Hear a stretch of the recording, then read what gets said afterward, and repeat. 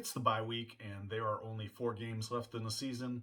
Regardless of whether the Packers make the playoffs, big changes are most likely coming in the offseason. Here are my recommendations for watching the Packers over the next month. Welcome to the Packer Mentality Podcast. My name is Patrick Corrigan, and I'm your host. You can find and follow me on Twitter at Packer Mentality. My podcasts are available on YouTube, Spotify, and Google Podcasts. If you are watching me on YouTube, please hit the subscribe button below. It's absolutely free. And as always, thank you so much for joining me. First, let's get the nonsense out of the way. Of course, after the victory over the Bears, Aaron Rodgers was asked about coming back to the Packers next season to take advantage of his new weapons on offense. He said he wants to be back, but he says it must be mutual. LaFleur and Goody were also asked, and they both said yes, they want him back next year. What do we make of all that? Nothing. Doesn't mean anything. There are zero good reasons for Rodgers or the Packers to say anything else. If they do, it's a circus for the rest of the season, and no one wants that. Not sure why anyone expected any other answer. In case you're curious, the Packers can't just release Aaron Rodgers because the salary cap implications would just be catastrophic, which means the Packers and Rodgers have 3 options for next season. Rodgers retires, which is unlikely.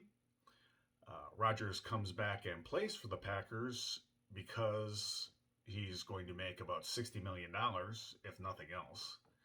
Or they find a way to trade Aaron Rodgers. So, what should we be watching over the last month of the season? Well, Green Bay has gotten some good production out of their 2022 draft class, and over the last 4 weeks, I am very excited to see their rookie wide receivers finally playing together. Romeo Doubs should be healthy and recovered from his ankle injury and good to go after the bye week. He got a lot of playing time while Christian Watson was injured, and he played well and showed a lot of potential. When Doubs went down with his injury, Watson exploded with 8 touchdowns. I can't wait to see them both on the field at the same time. Their other rookie wide receiver, Samori Toure, has looked pretty good in his limited time.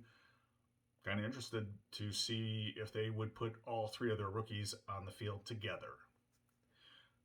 Some of the other guys I'm interested in seeing and excited to see are some of the new guys to the team this year.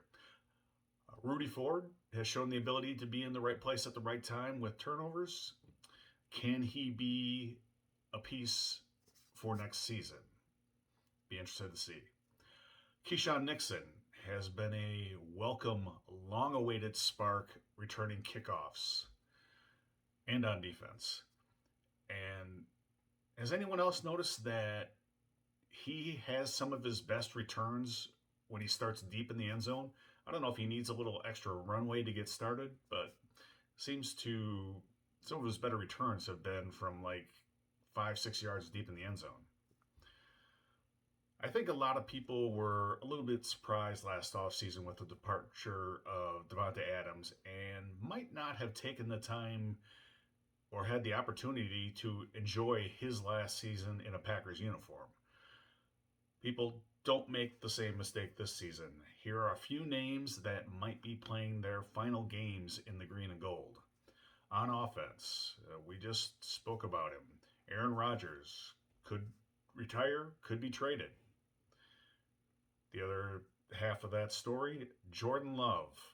If Aaron Rodgers is coming back and they think he might play for more than 1 year, would the Packers trade Jordan Love? Be a discussion we can have at the season ends, but is an interesting possibility to see what they could get for him. A beloved Packer, David Bakhtiari, despite how great he's been, the knee injury just is scary still, and there's a possibility with his contract being absolutely huge that he could get traded. Elton Jenkins is going to be a free agent.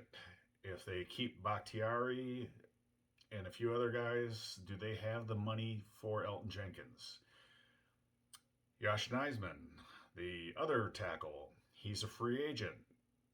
What do they want to pay him? Do they want to pay him? Allen Lazard is a free agent. Do they want to? Will they be able to offer him enough money, and do they want to offer him that amount of money? Considering, I think the two rookies have more potential for next season than he does. Randall Cobb, who is a beloved Packer. If Rodgers does not come back in some shape or form, I think he's going to get cut regardless, and only comes back if Rodgers is back, and they would just re-sign him to a deal. Robert Tonyan is a free agent, has had diminishing returns over the last few weeks. I don't know if they would pay him. Definitely a position that needs some new blood, I think. Mercedes Lewis, I think, only comes back if Aaron Rodgers comes back. Otherwise, I think he might retire. On defense, Dean Lowry most likely will be cut for salary cap purposes. I don't think they will bring him back. Preston Smith,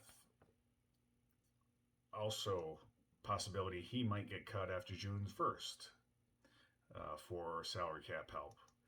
Chris Barnes is a free agent.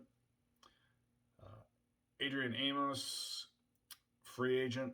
Unlikely he'll come back unless it's cheap. Darnell Savage, I think they would trade him if they could, but I don't know if it's going to be possible.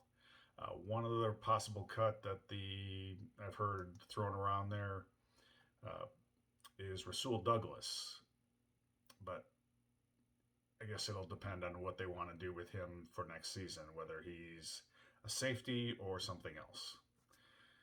And last but not least, Mason Crosby, who I really feel is probably at the end and would probably retire, but we'll see. Anyway, I will be back in a few days with another episode. In the meantime, have a great rest of your week. Have a great weekend, and go Pack Go.